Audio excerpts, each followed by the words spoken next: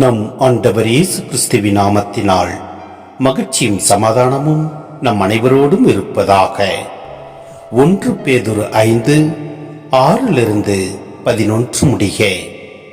ஆகையால் கடவுளுடைய வல்லமைமிக்க கரத்தின் கீழ் உங்களை தாழ்த்துங்கள்.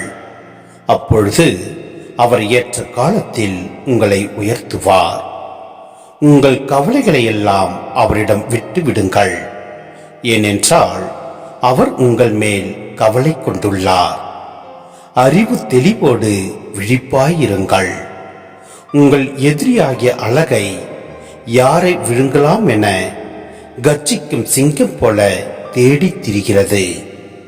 அசையாத நம்பிக்கை கொண்டவர்களாய் அதனை எதிர்த்து நில்லுங்கள். உலகெங்கிலும் உள்ள உங்கள் சகோதர சகோதரிகள் உங்களைப் போலவே துன்பங்களுக்கு உள்ளாகிறார்கள் என்பதை நீங்கள் அறிந்திருக்கிறீர்கள் அல்லவா? எல்லா அருளும் நிறைந்த கடவுள் இயேசு கிறிஸ்துவுக்குள் என்றும் நிலைக்கும் தம் மாட்சியில் பங்கு கொள்ள உங்களை அழைத்திருக்கிறார்.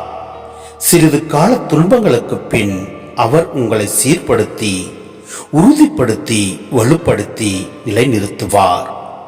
அவரது வல்லமை என்றென்றைக்கும் உள்ளது. ஆமேன். சிந்தனை: கிறிஸ்துவ வாழ்வில் ஏற்படும் போராட்டங்களை வீரத்துடனும் சவால் நிறைந்த மனதுடனும் கிறிஸ்துவுக்காக ஏற்கும் மனநிலையிலும் நாம் எதிர்கொள்ள வேண்டும். மேலும் குறிப்பாக கிறிஸ்தவர்கள் முன்மாதிரியுடனும் கடமை உணர்வுடனும் வாழ வேண்டும்.